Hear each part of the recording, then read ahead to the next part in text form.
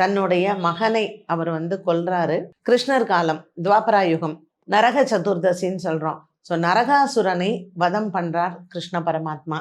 கிருஷ்ண பரமாத்மா எப்படி வதம் பண்றார்? சத்யபாமா மூலமாக வதம் பண்றார். ஸோ அவன் நரகாசுரன் சொல்றான், என்னுடைய இந்த இறப்பு மக்கள் புத்தாடை உடுத்தி இனிப்பு வழங்கி வான வேடிக்கைகளுடன் கொண்டாட வேண்டும் அப்படின்னு சொல்றாரு.